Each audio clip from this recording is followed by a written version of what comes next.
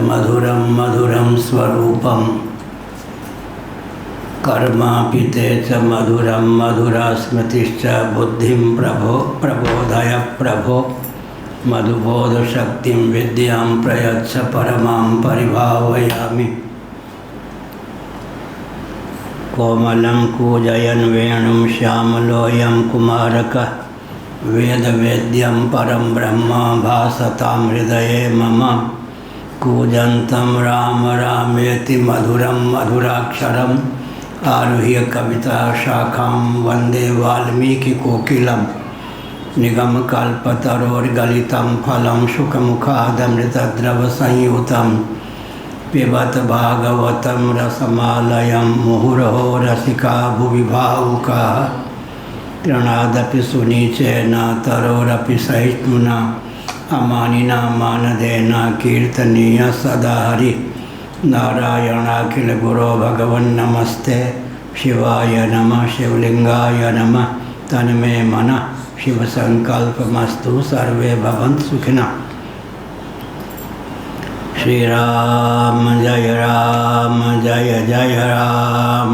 श्री राम जय राम जय जय राम। श्री राम जय राम जय जय राम। श्री राम जय राम जय जय राम। श्री राम जय राम जय जय राम।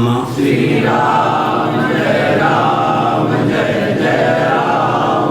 धर्म की अधर्म का प्राणियों में विश्व का गौमाता की गोहत्या भारत सर्वभूत हृदय धर्म सम्राट श्री स्वामी करपात्री जी महाराज की, श्री जगन्नाथ महाप्रभु की, श्री बलभद्र महाप्रभु की, भगवती सुभद्रा देवी की, चक्र सुदर्शन महाभाग की। हर हर महादेव। गोविंद जय जय गोपाल जय जय। गोविंद जय जय गोपाल जय जय। राधा रमण हरि गोविंद जय जय। राधा रमण हरि गोविंद जय जय। श्री कृष्ण गोविंद हरे मुरारे। श्री कृष्ण गोविंद हरे मुरारे। हे नाथ नारायण वासुदेवा। हे नाथ नारायण वासुदेवा। गोविंद जय जय गोपाल जय जय। गोविंद जय जय गोपाल जय जय। राधा रमण हरि गोविंद जय जय। राधा रमण हरि गोविंद जय जय। गोविंद जय जय गोपाल जय जय। गोविंद जय जय गोपाल जय जय। राधा रमण हरि गोविंद जय जय। राधा रमण हरि गोविंद जय जय। गोविंद जय जय गोपाल जय जय। गोविंद जय जय गोपाल जय जय। राधा रमण हरि गोविंद जय जय। राधा रमण हरि गोविंद जय जय। चंदन चर्चित नील कलेवर। चंदन चर्चित नील कलेवर।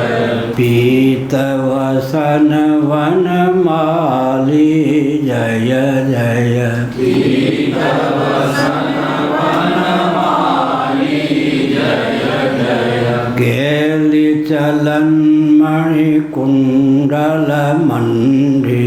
केलिचलन्मणिकुण्डलमण्डित गण्डयुगस्मितशाली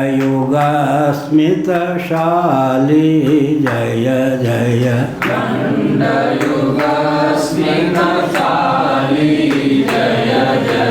गीत गोविंदम है ना। चंदन चर्चित नील कलेवर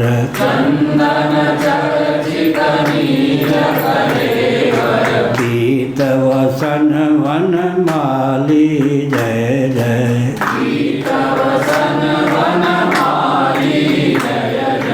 केलिचलन मणिकुंडल मंडित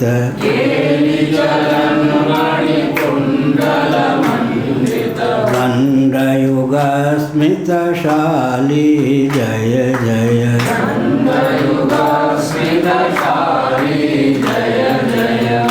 अब शिवराज विजय।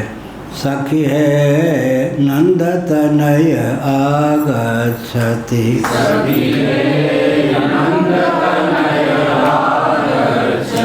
मंदम मंदम मुरलीरणनय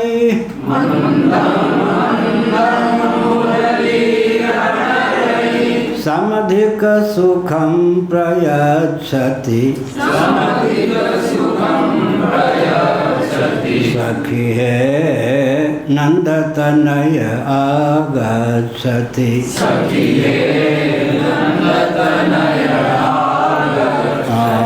कहीं इसी में न चला जाए समय।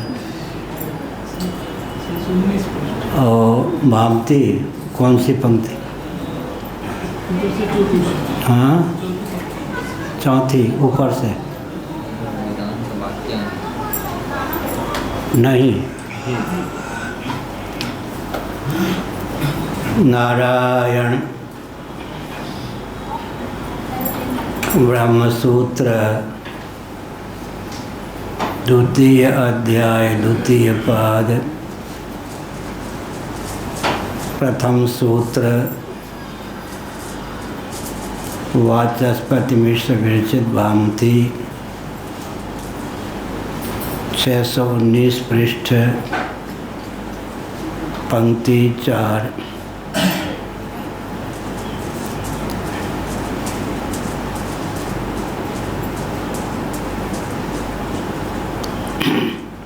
नारायण नहीं वेदांत वाक्यानि निर्णेतव्यानिति निर्णीयन्ते किंतु मोक्षमाणानां तत्त्वज्ञानोत्पादनाय यह अभिप्राय हुआ। यथा च वेदांत वाक्येभ्यो जगत उपादानं ब्रह्मावगम्यते एवं सांख्याद्यनुमानेभ्यः प्रधानाद्य चेतनं जगत उपादानम् अवगम्यते। यह कहा।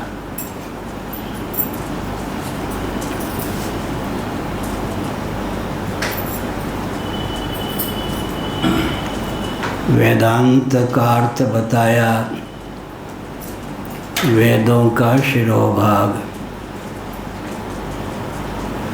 कल बताया गया सांख्य कृतांते प्रोक्तानि, भगवद गीता में भगवान का वचन है कृतांत। ऐसे सिद्धांत ऐसे वेदांत शब्द की निष्पत्ति होती है। वेदों का शिरोभाग वेदांत कहा जाता है। कल बताया गया कि ईशावास्योपनिषद ईशावास्यमिद इत्यादि मंत्रों की उपनिषद संज्ञा क्यों है, जबकि यजुर्वेद के जो 39 अध्याय हैं उनमें किसी अध्याय की उपनिषद संज्ञा नहीं है। ईशावास्यम इत्यादि जो मंत्र हैं उन्हीं की उपनिषद संज्ञा क्यों है। भगवत्पाद शिवावतार आदि शंकराचार्य महाभाग ने भाष्य के प्रारंभ में इस तथ्य को प्रश्न के रूप में उद्भाषित करके उत्तर दिया। कर्मों में विनियोजक वचन नहीं है इन मंत्रों के। पहला पक्ष यह है। फिर प्रश्न उठाया गया, बहुत से ऐसे मंत्र हैं जिनका विनियोजक वचन नहीं है, कर्मों में वो विनियुक्त हों तदर्थ कोई वचन नहीं है, फिर भी प्रकरण के बल पर उन वचनों का कर्मों में विनियोग मान्य है।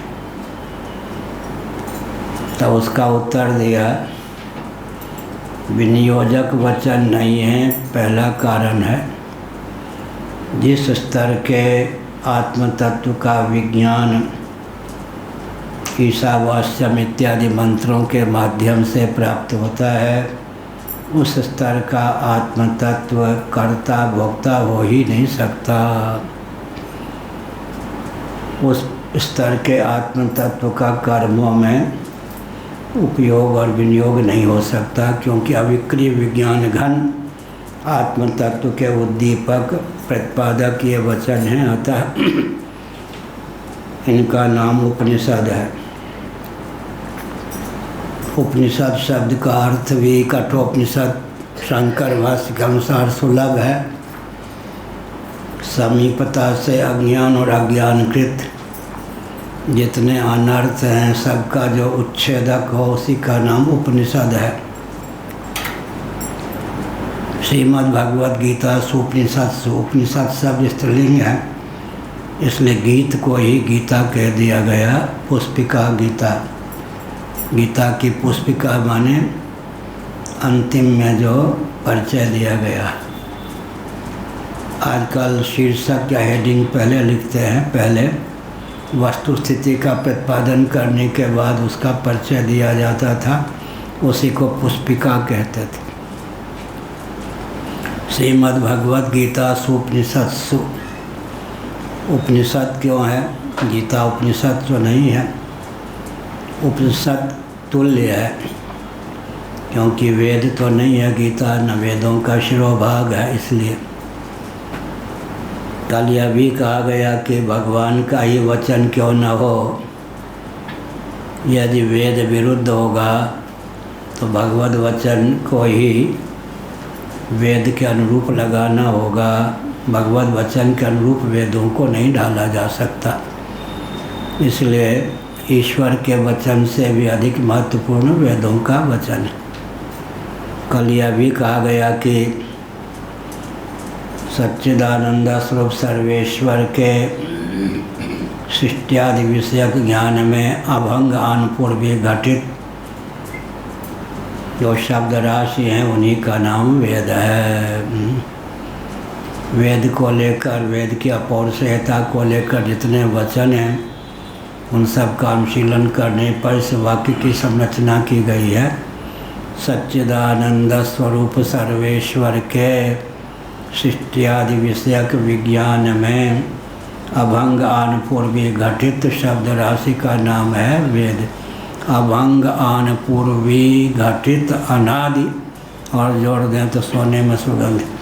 सच्चिदानंद स्वरूप सर्वेश्वर के सृष्टियादि विषयक ज्ञान में अभंग आनपूर्वी घटित अनादि शब्द राशि का नाम वेद है।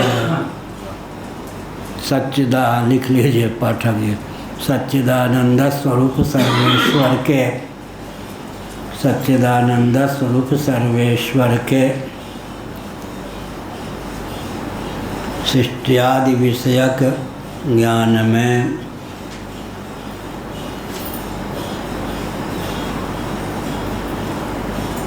अभंग आनपूर्वी घटित, अभंग आनुपूर्वी घटित गणानान्त्वा, अक्षर क्रम मात्रा क्रम में भी परिवर्तन कल्पवेद से भी नहीं होता। पुराणों में तो आनुपूर्वी का परिवर्तन हो जाता है, वेदों में नहीं। गणानान्त्वा जिस क्रम से है वही क्रम। सच्चिदानंद स्वरूप सर्वेश्वर के सृष्टियादि विषयक विज्ञान में अभंग आनुपूर्वी घटित अनादि शब्द राशि का नाम वेद है। जैसे भगवान अनादि हैं, वैसे सृष्टि आदि विषयक विज्ञान भी अनादि है, और उस अनादि विज्ञान में वो सन्निहित शब्द राशि वो भी अनादि है। कल यह भी कहा था न स्वस्ति प्रत्यय लोक्य यह शब्दानुगमाधृते वाक्य पदीयम जो व्याकरण का दर्शन संबंधी ग्रंथ है उसके 141 में कहीं 143 में यह तथ्य उद्भाषित किया गया। यह न स्वस्ति प्रत्यय लोक्य यह शब्दानुगमाधृते व्यवहार साधक ऐसा कोई भी प्रत्यय या बोध नहीं है जिसमें शब्द का अनुवेद न हो। शब्दालंबन के बिना बोध हो ही नहीं सकता व्यवहार साधक। यह भी कहा गया कि मन संकल्प विकल्पात्मक है, बुद्धि अध्यवसायात्मिका है, चित्त स्मरणात्मक है, अहम गर्भात्मक है। किसी भी भाषा के किसी भी शब्द या शब्दजन्य संस्कार का आलम्बन लिए बिना संकल्प विकल्प निश्चय अध्यवसाय गर्व हो नहीं सकता। निश्चय का ही नाम अध्यवसाय है, स्मरण और गर्व नहीं हो सकता। चुलबुली भाषा में अगर कहें तो कोई कहे कि मेरा मन बहुत चंचल है, कहिए खीर और चंचल बना लो, लेकिन शर्त एक है किसी भी भाषा के किसी भी शब्द या शब्दजन्य संस्कार का आलम्बन मत लो और एक संकल्प करके दिखा दो। संभव है क्या? नहीं है। इसीलिए उपनिषदों में इस तथ्य को उद्भाषित किया गया है, शब्द से अनुन्विद्ध जो ज्ञान है उसी का नाम आत्मा है। अनुन्विद्ध शब्द से असंलग्न जो ज्ञान है उसी का नाम आत्मा है, और शब्द से युक्त जो ज्ञान है उसी का नाम व्यवहार साधक बोध है। यह नहीं वेदांत वाक्यानि निर्णेतव्यानीति निर्णीयन्ते का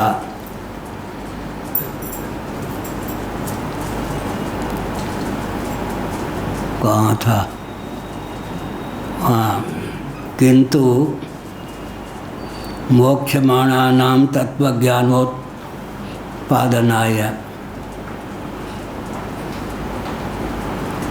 जो वेदांत वाक्य है,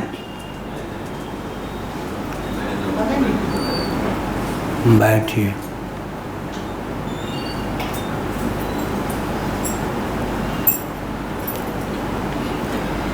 विचारणीय है।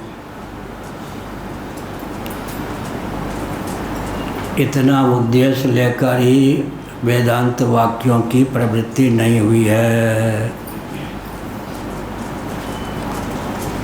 मुख्य पुरुषों को तत्वज्ञान कराने के लिए वेदांत वचन गुम्फित है, व्यर्थ है।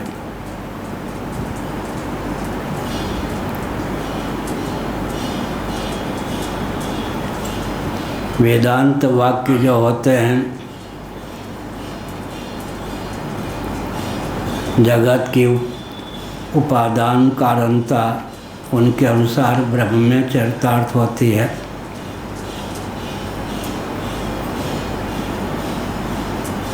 वैसे ही अचेतन प्रकृति जो है सांख्यों के यहाँ प्रपंच की उपादान कारणता उसमें सन्निहित है। अब प्रश्न उठता है बलाबल का, सांख्यों ने यद्यपि वेदों को प्रमाण माना है तथापि वे अनीश्वरवादी हैं। ईश्वर संबंधी जो वचन हैं उनको प्रकृति या प्रधान या व्यक्त में ढाल देते हैं। जगत का उपादान कारण चेतन भी हो, अचेतन प्रधान भी हो, ऐसा तालमेल समुच्चय सामंजस्य तो नहीं हो सकता। विकल्प भी नहीं हो सकता कि किसी कल्प में प्रकृति जगत का उपादान कारण होती है, किसी कल्प में परमात्मा जगत के उपादान कारण होते हैं। समुच्चय भी नहीं हो सकता, विकल्प भी नहीं हो सकता। समुच्चय माने तालमेल, विकल्प माने कभी ऐसा कभी वैसा, ये भी नहीं। बहुत अच्छा हुआ।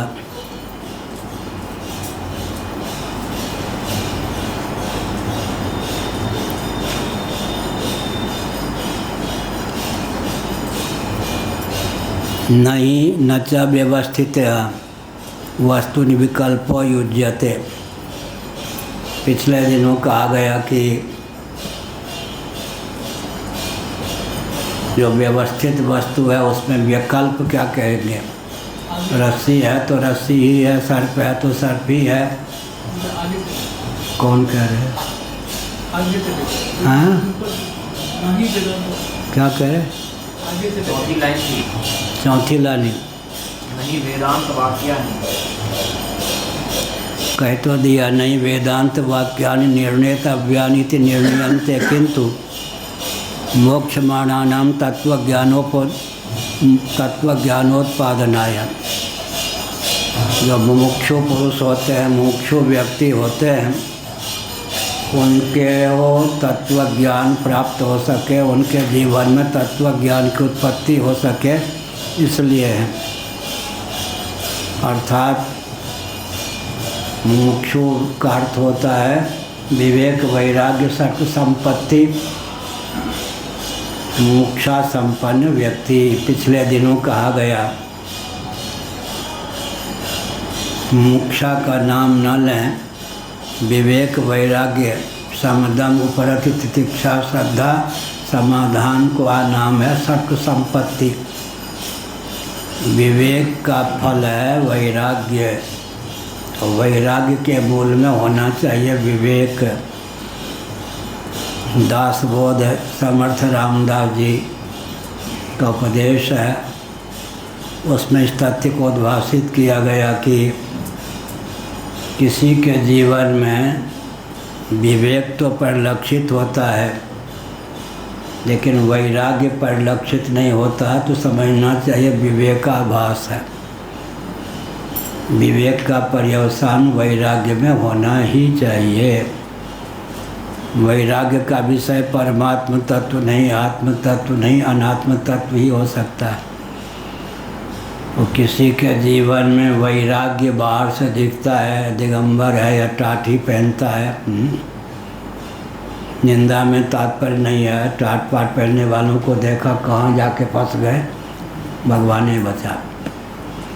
किसी के जीवन में बाहर से वैराग्य दिखता है, टटोलने पर विवेक नहीं दिखता। समझना चाहिए कि वैराग्याभास, जिस विवेक का पर्यवसान वैराग्य में न हो वो विवेक का आभास। जिस वैराग्य के मूल में विवेक न हो वो वैराग्य धोखा है। ऐसे व्यक्ति को विरक्त बनने पर व्यक्ति धोखा खा ही सकता है। एक बाबा ने हमको बताया, हरियाणा का था, वृंदावन में, महाराज मेरी सिद्धि का रहस्य आपको बताता हूँ। हमने कहा बता दो। एक स्मशान में 2 दिन तक भूखे रहा। वो क्षेत्र के व्यक्तियों ने मुझे सिद्ध मान लिया सिद्ध मान लिया। फिर फल क्या हुआ है, आलीशान आश्रम बना दिया, ठाठ से रहता हूँ। 2 दिन भूखे रहा, लेकिन मुझे वो 2 दिन का भूखा रहना जो है उसका अब कष्ट नहीं है। खूब हरियाणा के व्यक्तियों ने मुझको सिद्ध मान के पुजा दिया। हमने कहा बढ़िया ऐसा है। इसीलिए जिस वैराग्य के मूल में विवेक नहीं, जिस विवेक का पर्यवसान वैराग्य में नहीं, वो आभास ही है। कल भी कहा था कि विवेक वैराग्य सत्य संपत्ति संपन्न अगर कोई व्यक्ति है अन्य दर्शनों की दृष्टि से, तो वह मुक्त हो गया। क्या विवेक के स्थान पर विवेक है, वैराग्य के स्थान पर वैराग्य है। समदम उपरति तितिक्षा श्रद्धा समाधान से समन्वित है। क्या कह दिया जाएगा, मुक्त है। और जगह जो प्रोफेसर होते हैं, कहाँ जाके वो पढ़ते हैं, हाँ, इसी प्रकार से समझना चाहिए।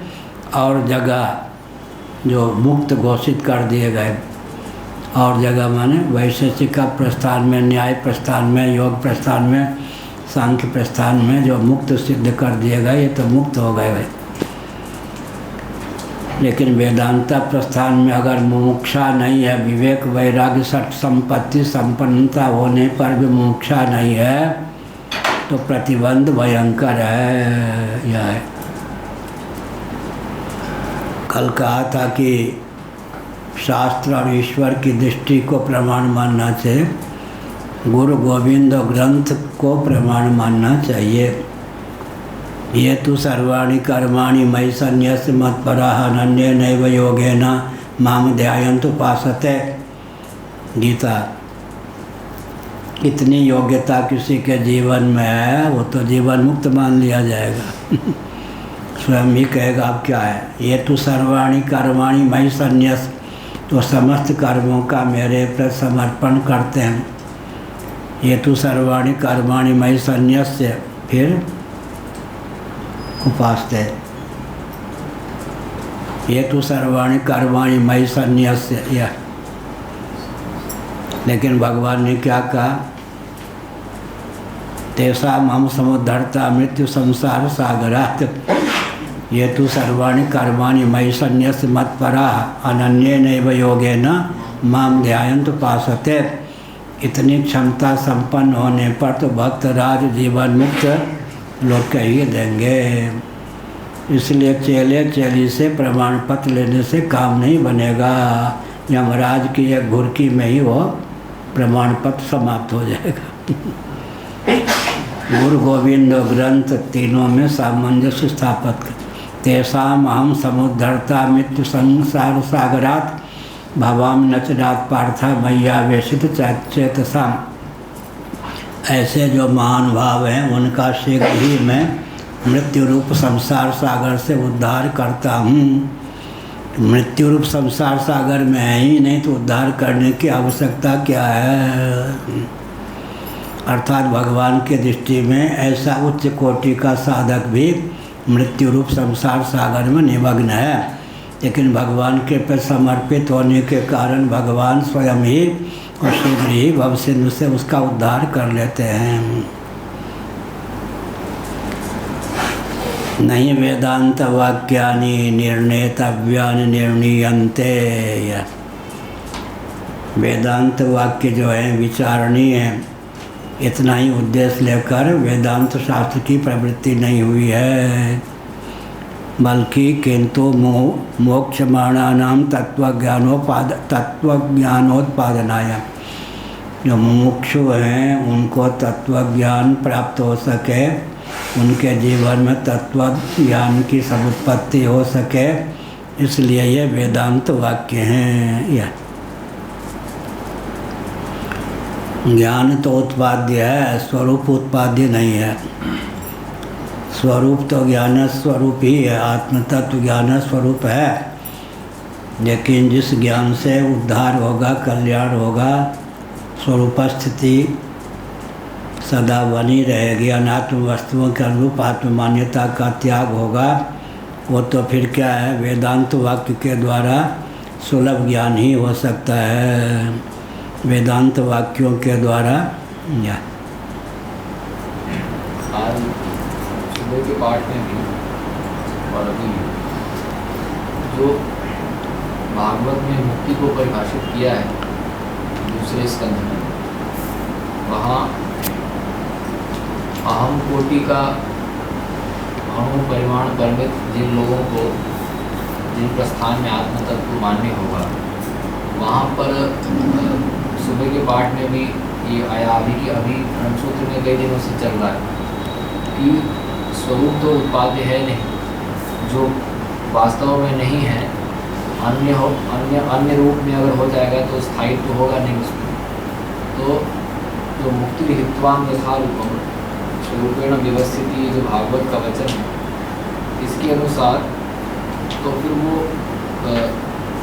अनात्मा के अनुरूप आप श्री उसकी जो व्याख्या करते हैं, आत्मान्यता का त्याग कर आत्मस्थिति अपने अपने प्रस्थान की सीमा में जिन जिन लोगों ने आत्मा का जो स्वरूप माना, आपसे का ये वाक्य है, उनके प्रस्थान की सीमा में तदनुरूप जो स्थिति होगी वही उनके प्रस्थान की सीमा में मोक्ष माना जाएगा। लेकिन वो तो परिच्छिन्न ही रह गया फिर। और जैसे उपासना आपने बताया कि उपाधि वैभव और स्वरूप वैभव, तो वो उपाधि वैभव माना जाएगा वो। तो उस प्रस्थान की सीमा में वो मोक्ष भले ही कहेंगे, लेकिन मोक्ष का स्वरूप तो सिद्धार्थ ही नहीं हुआ। अभी तो कहा ना कि विवेक वैराग्य षट् संपत्ति संपन्न व्यक्ति अन्यत्र मुक्त ही मान लिया जाएगा। हमारे यहाँ फिर उसके बाद मुमुक्षा न हो तो प्रतिबद्धता है, और अणुपरिमाण परिमित मानेंगे। एक नियम है, मर्यादा है, उसी का पालन किया गया है। किसी भी वस्तु को नित्य सिद्ध करने के लिए या तो उसको अणुपरिमाण परिमित माने या महापरिमाण परिमित माने। जो मध्यम परिमाण परिमित देहादि के समान वस्तु है वो नश्वर है। चींटी के शरीर में चींटी के क्षेत्रफल से कुछ कम आत्म तत्व को मानेंगे वो लोग, मध्यम परिमाण परिमित वाले ऐसे। और हाथी के शरीर में, तिमिंगल मछली के शरीर में उसने पहले मध्यम परिमाण परिमित तो नश्वर होगा। इसलिए वैशेषिक प्रस्थान में किसी भी वस्तु को नित्य सिद्ध करने के लिए या तो उसको अणुपरिमाण परिमित माने या महापरिमाण परिमित माने। इसलिए वैष्णवाचार्यों ने आत्मा को अणुपरिमाण परिमित माना। अणुपरिमाण परिमित जो होगा वो सावयव होगा या निरवयव होगा। क्यों होगा? विभु का परिच्छेद्य हो जाएगा। क्या विभु जो पदार्थ होगा और परिमाण परिमित पदार्थ परिच्छेद्य हो जाएगा। परिच्छेद्य होने से सावयवत्व की उसमें प्रसक्ति होगी। इसलिए अणुपरिमाण परिमित मानने पर भी नित्यत्व की प्रसक्ति जो है सार्वभौम सिद्धांत नहीं है, क्योंकि विभु परिमाण परिमित का परिच्छेद्य होने के कारण अणुपरिमाण परिमित में अंततो गत्वा मध्यम परिमाण परिमितता की सिद्धि होती है। एतावता आत्मा को विभु ही मानना चाहिए। अब प्रश्न उठता है कि नैयायिकों ने आत्मा को विभु माना, वैशेषिकों ने विभु माना, सांख्यों ने विभु माना, योगियों ने विभु माना, पूर्व मीमांसकों ने विभु माना। वैष्णवाचार्य की बात छोड़ दीजिए, दर्शन शास्त्र की दृष्टि से वेदांत की बात बाद में करेंगे। ये जो 5 अतिरिक्त दर्शन हैं इनके अनुसार आत्मतत्व विभु है। अंतर क्या है? एक का सुख दूसरे को व्याप्त न हो जाए, एक का दुख दूसरे को व्याप्त न हो जाए, एक का बंध दूसरे को व्याप्त न हो जाए, एक का मोक्ष दूसरे को व्याप्त न हो जाए। इसलिए आत्मतत्व को असंख्य माना। विभु होता हुआ आत्मतत्व असंख्य है। असंख्य माने संख्या की सीमा का अतिक्रमण करके स्थित है।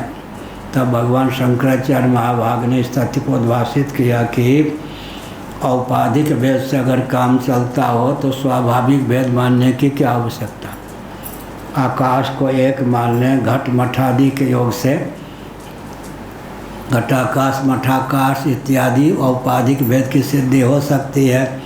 औपाधिक भेद से ही जहाँ काम चल सकता है वहाँ स्वाभाविक भेद मानने की आवश्यकता क्या है। इसलिए आत्म तत्व विभु होता हुआ एक है, यही निष्कर्ष निकला। अब विभु होता हुआ एक है तो बृहत्वाद ब्रह्मणत्वाद व आत्मैव ब्रह्म, उसमें ब्रह्म का लक्षण चरितार्थ हो जाएगा। इसलिए साक्षात अपरोक्ष ब्रह्म का नाम आत्म तत्व है। अब विभु एक आत्म तत्व का नाम ही ब्रह्म तत्व है। जो आत्मा है वही ब्रह्म है, जो ब्रह्म है वही आत्मा है। अतः आत्म तत्व अणुपरिमाण परिमित भी नहीं, मध्यम परिमाण परिमित भी नहीं, और विभु होता हुआ भी असंख्य नहीं, एक ही है। तब जो प्रश्न किया गया कि एक का सुख दुख, एक के भोग प्यास दूसरों को व्याप्त हो जाए, तो कहते नहीं, अंतःकरण में भेद होने के कारण ऐसी व्याप्ति नहीं हो सकती। अंतःकरण के द्वार से अनेकत्व की सिद्धि है, स्वतः आत्म तत्व एक है। यह हुआ। अब जो है जगत का कारण ब्रह्म को मान लिया वेदांतियों ने, और प्रकृति को मान लिया सांख्यों ने जगत का उपादान कारण। इस प्रकार से प्रस्थान में भेद हो गया। उसमें समुच्चय नहीं हो सकता। एक रकम से वो ठीक, एक रकम से वो ठीक, मारवाड़ी भाषा यहाँ नहीं चलेगी। एक रकम से एक प्रकार से जो है प्रकृति उपादान है, एक प्रकार से है क्या है, ब्रह्म उपादान है। हाँ, मान सकते हैं, क्योंकि केवल ब्रह्म उपादान कारण हो इसमें भी असंगति है, केवल प्रकृति उपादान कारण हो इसमें भी असंगति है। जैसे रज्जु का ज्ञान होने पर सर्पादि वैभव की कार्यों की अभिव्यक्ति संभव है, उसी प्रकार उपादान द्वय की प्राप्ति वेदांतियों के यहाँ है। ब्रह्म जो है प्रकृति के द्वार से जगत का अभिन्न निमित्तोपादान कारण होता है, इसलिए गौरव दोष भी फलमुख होने के कारण दोषा हुआ नहीं है। प्रकृति का परिणाम और ब्रह्म का विवर्त जगत सिद्ध होता है।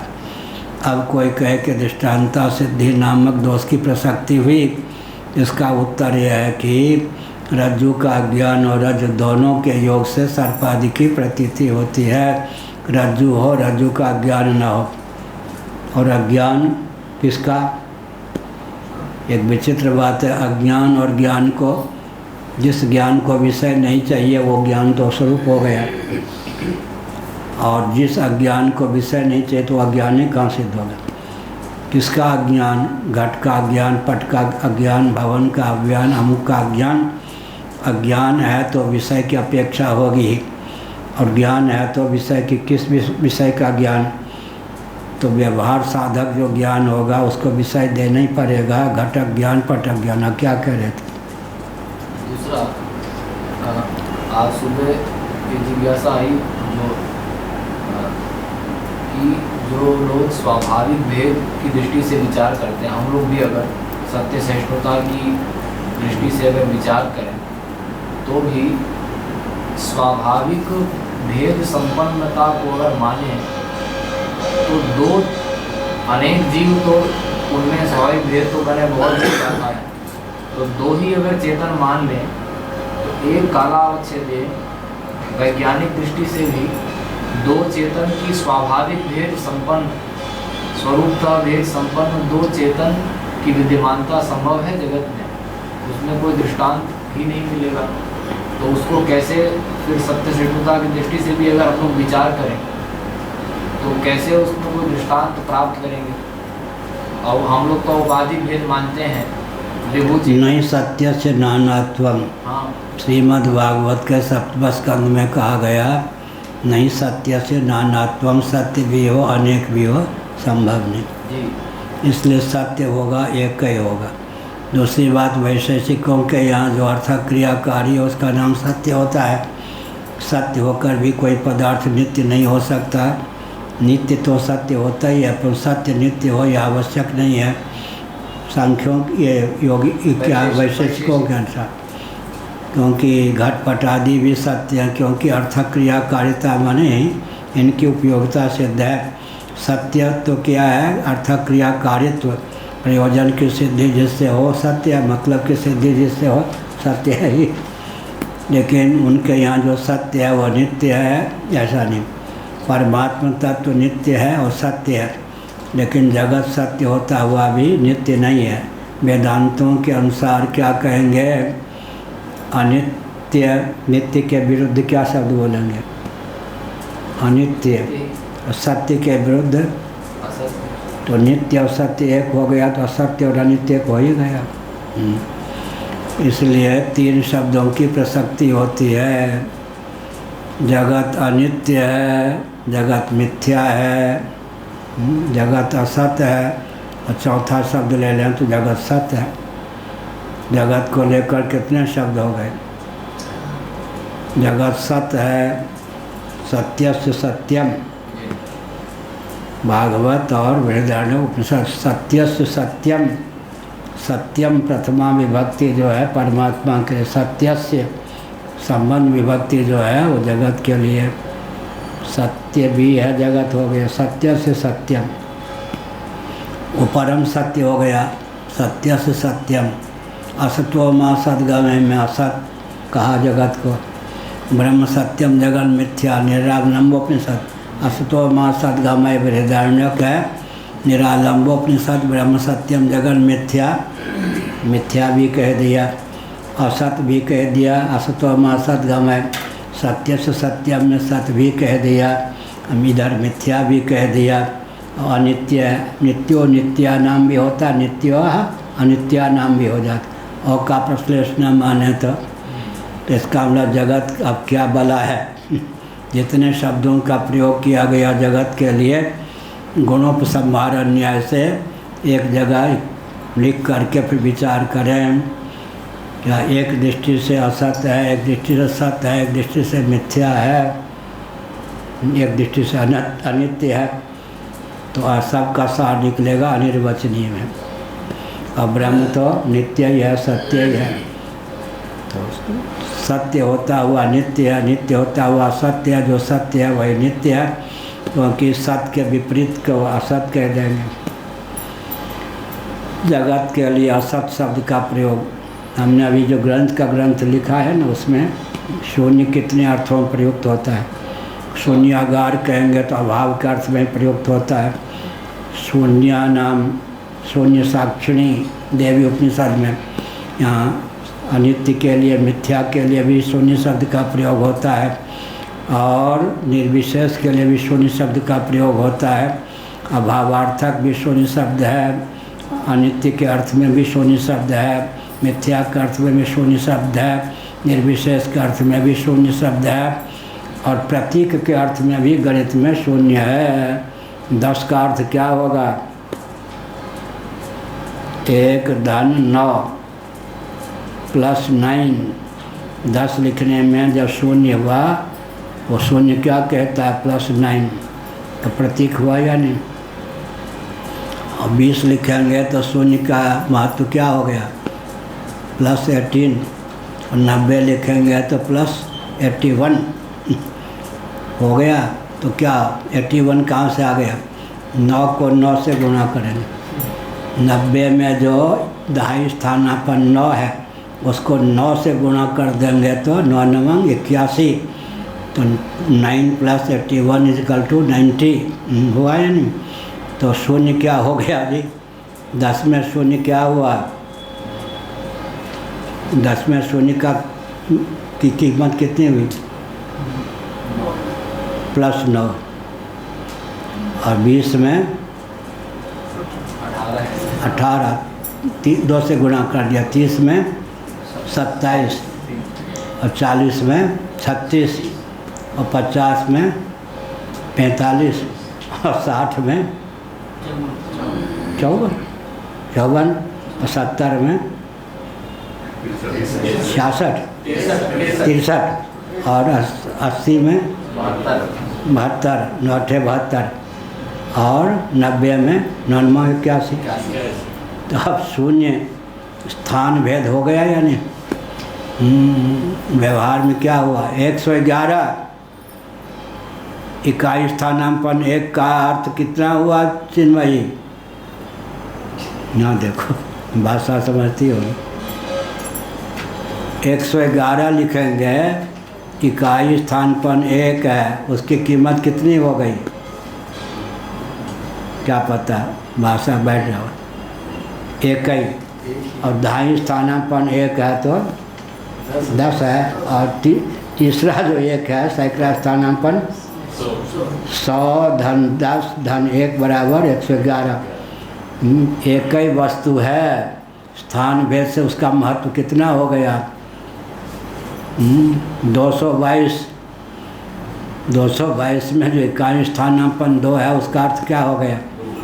और दहाई स्थानापन्न 2 है तो 20, और सैकड़ा स्थानापन्न जब 2 है तो 200। लो जी, एक ही वस्तु का स्थान भेद से महत्व हो गया या नहीं? हाँ, स्थान भेद से महत्व हो गया। क्या व्यवहार हुआ या नहीं? गोपनारायण ने क्या कि वही तो जिसको हम पीटते रहते थे हमारे लिए एक मित्र है, वो सबसे लड़ाकू झगड़ाकू, वही तो शंकराचार्य हो गया ना, जिसको मैं पीटता रहता था हंसी की बात है, ठीक है। यह है तो स्थान के भेद से हो गया ना। चलो, क्या चल रहा था? हाँ, तो यह हुआ नहीं वेदांत वाक्यान निर्णीतव्यानिति निर्णीयन्ते किंतु मोक्षमाणानां तत्वज्ञानोत्पादनाय।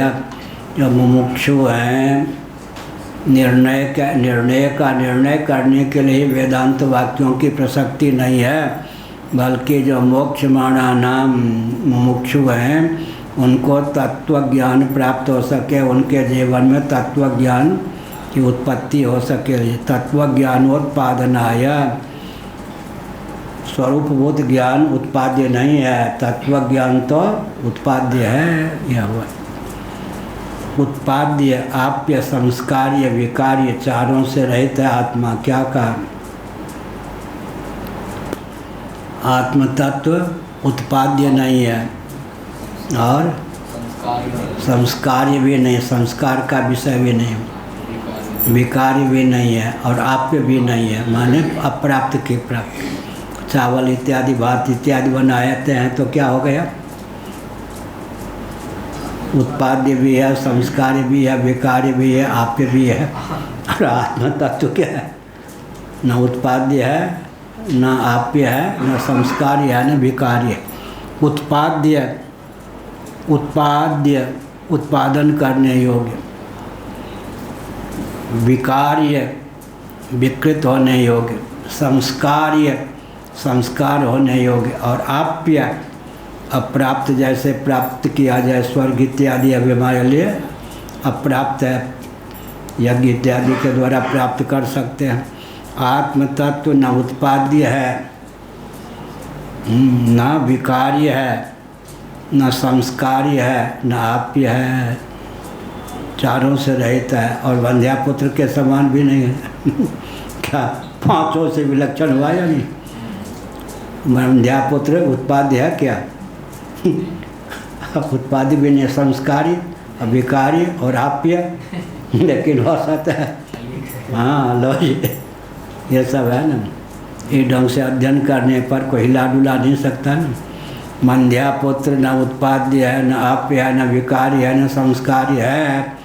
आप कहते हैं कि आत्मा न उत्पाद्य है, न आप्य है, न विकारी है, न संस्कारी है, क्यों न माने कि वंध्यापुत्र के समान असत है? इसका उत्तर क्या देंगे? साक्षात अपरोक्ष होने के कारण अब वो असत तो असत ही है, कभी वो प्रत्यक्ष परोक्ष या अपरोक्ष हो नहीं सकता है। इसलिए वंध्यापुत्र न तत्वेन माया वापि जायते। भगवान गौड़पादाचार्य ने क्या लिखा? वंध्यापुत्रो न तत्वेन न माया वापि जायते। वंध्यापुत्र जो है तत्वता तो उत्पन्न हो नहीं सकता, माया से भी वंध्यापुत्र नहीं हो सकता। रंगमंच पर कोई अभिनेता कहे कर लो दर्शन वंध्यापुत्र का, ये रहा वंध्यापुत्र, हंसी हो गई या नहीं? वंध्यापुत्र गोद लिया हुआ तो बात तो लिया गया, गोद लिया हुआ जो है वंध्यापुत्र हो ही सकता है क्या? वंध्या ने किसी को गोद ले लिया तो कहेगा वंध्यापुत्र, लेकिन वंध्यापुत्रो न तत्वेन न माया वापि जायते। यही विचित्र बात है, वंध्यापुत्र तत्वता उत्पन्न नहीं हो सकता न माया से, लेकिन जो ब्रह्म है तत्वता तो उत्पन्न नहीं हो सकता है, माया से उत्पन्न हो सकता है। वंध्यापुत्र में और ब्रह्म में क्या अंतर हो गया भृगु जी? भूख लगी होगी। वंध्यापुत्र न तत्वता उत्पन्न होगा न माया से, और ब्रह्म जो है तत्वता उत्पन्न नहीं हो सकता, माया से उत्पन्न हो सकता है। माया से उत्पन्न होता है तो जगदाकार हो ही जाता है। अब क्या करें, व्याख्या ज़्यादा हो जाती है, समय हो गया, 9 बज गया। यथा च वेदांत वाक्येभ्यो जगत उत्पादानम ब्रह्मावगम्यते। वेदांत वाक्यों के द्वारा जगत का उपादान ब्रह्म तत्व अवगम होता है। वेदांत वाक्य जो हैं वो ब्रह्म को ही जगत का उपादान कारण सिद्ध करते हैं। एवं सांख्याद्य अनुमानेभ्यः प्रधानाद्य चेतनम जगत उपादानम अवगम्यते। सांख्यादि क्यों कहा? योग के लिए। वैशेषिक में तो सिद्धांत नहीं लागू होगा। उनके यहाँ तो पंचभूतों में भी कार्य कारण भाव नहीं है। आकाश तो उत्पाद्य ही नहीं है, पृथ्वी जल तेज वायु के परमाणु भी उत्पाद्य नहीं है।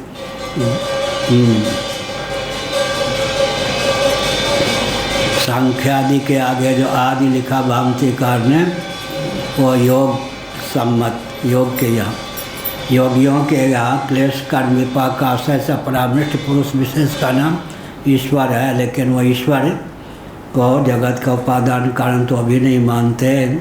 एवं सांख्यादि अनुमानेभ्यः प्रधानादि अचेतनम। प्रधानादि अचेतन, यह प्रधानादि क्यों दिया?